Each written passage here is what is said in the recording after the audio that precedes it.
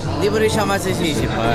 Ilang beses na kasi tayong naloko eh. Nakakainayan talaga. Kasi kapag may opportunity talaga dapat kinakagat.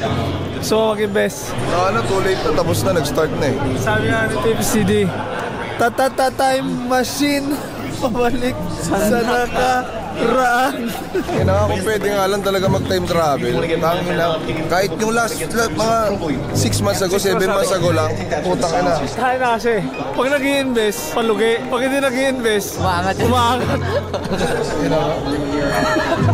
Nakakainis.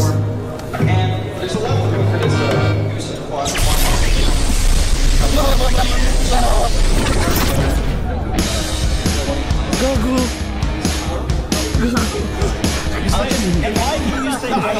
Gago.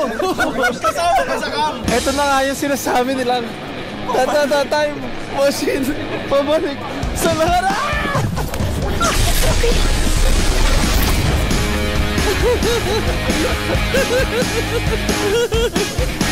Nasaan sila?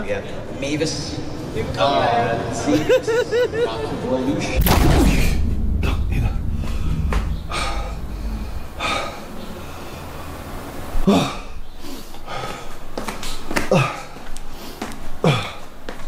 Anong date ngayon?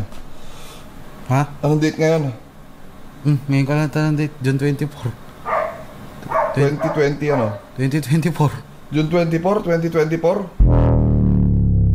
Hello kuya, kamusta? Okay naman. Ay, may tatanong lang sana ako, meron ka bang magbubukas na business na pwedeng investan? Ay oo kuya, sakto kasi magbubukas kami sa Santa Rosa.